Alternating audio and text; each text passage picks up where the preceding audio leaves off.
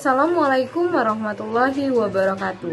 Perkenalkan, saya Dela Yolanda Sapitri, mahasiswi PSPA Angkatan 34 Universitas Muhammadiyah Purwokerto yang sedang melaksanakan praktek kerja profesi apoteker di Apotik NHBJ.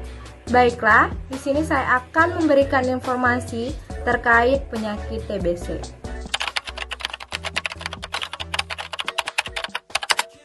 Apa itu TB? Jadi TB itu merupakan salah satu penyakit penyebab kematian utama yang disebabkan oleh infeksi.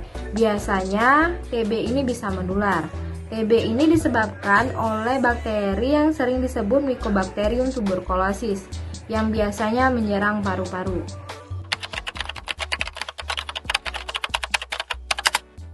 Masyarakat kan sering bertanya nih, bagaimana sih tanda dan gejala dari penyakit TB?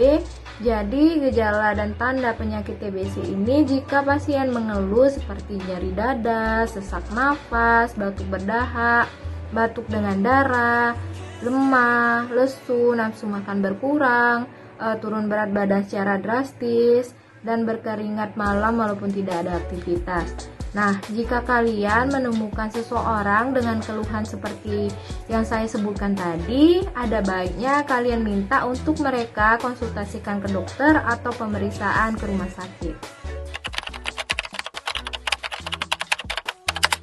Bagaimana sih cara penularan TB? Jadi, penderita TB itu biasanya di usia produktif, yaitu 15-55 tahun. Nah, sumber utama dari penularan TB ini yaitu adanya percikan air liur. Nah, biasanya juga bisa disebabkan karena adanya gaya hidup yang tidak sehat, seperti batuk sembarangan, bersin sembarangan, sehingga percikan air liurnya terbawa oleh udara. Terus juga makanan yang kurang bergizi, terus masyarakat yang tinggal di penduduk yang padat dan lingkungan yang tidak sehat. Terus juga bisa karena kurangnya udara segar dan kurangnya terpaparnya sinar matahari yang masuk ke dalam tempat mereka tinggal.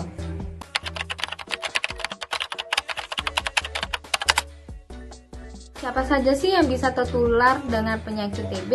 Jadi seseorang yang berisiko besar dalam penularan TB ini biasanya seseorang yang berkontak langsung atau berdekatan dengan penderita TB sebelumnya. Terus seseorang yang perokok, seseorang yang peminum alkohol, terus juga masyarakat yang tinggal di tempat yang tidak sehat, terus padat penduduk, terus juga bisa seseorang yang usia lanjut di mana sistem imun mereka sudah menurun.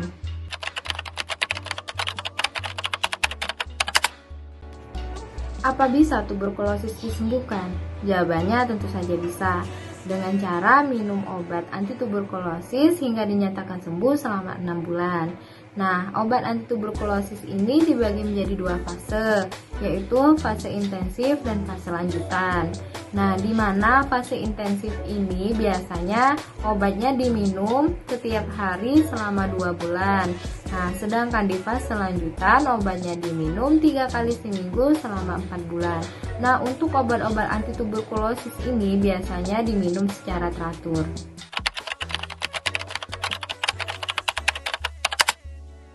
Karena penggunaan obat anti tuberkulosis ini cukup lama, yaitu 6 bulan, biasanya menimbulkan efek samping. Efek samping yang ditimbulkan biasanya urin merah, kesemutan, nyeri sendi, berkurangnya penglihatan dan pendengaran. Nah, jika kalian mengalami efek samping tersebut, tidak usah khawatir karena itu merupakan efek samping dari obat anti tuberkulosis yang kalian minum. Nah, jika kalian sudah dinyatakan sembuh dan tidak akan minum obat anti tuberkulosis lagi, kemungkinan efek samping tersebut tidak akan terjadi. Bagaimana sih cara pencegahan TB? Jadi pencegahan TB ini bisa kita lakukan dalam kehidupan sehari-hari. Pertama, itu melakukan vaksin atau imunisasi BCG pada bayi. Terus memastikan udara segar dan sinar matahari masuk ke dalam tempat yang kita tinggali secara cukup.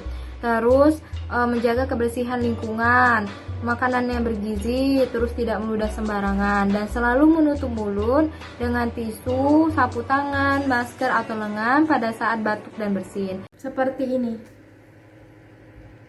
Nah, karena ini juga musim pandemi di mana kita diharuskan untuk memakai masker, masker juga bisa mencegah terjadinya penularan TBC, sehingga Tetap jaga protokol kesehatan dan selalu memakai masker.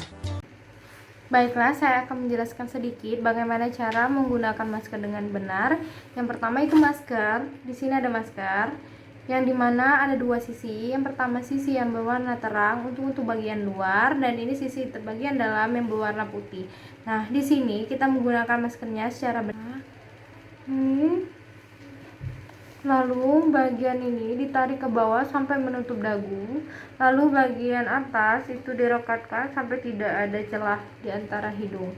Nah, ini masker untuk digunakan itu untuk pasien sehat maupun sakit. Jika Anda mendengar bahwa pasien sakit itu maskernya dibalik atau yang di luar atau yang di dalam itu berwarna biru, maka itu adalah hoax. Jadi pemakaian masker untuk pasien sehat sama sakit itu sama saja. Baiklah, itulah informasi yang dapat saya sampaikan.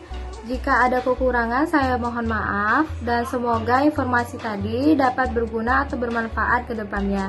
Terima kasih atas perhatiannya. Wassalamualaikum warahmatullahi wabarakatuh.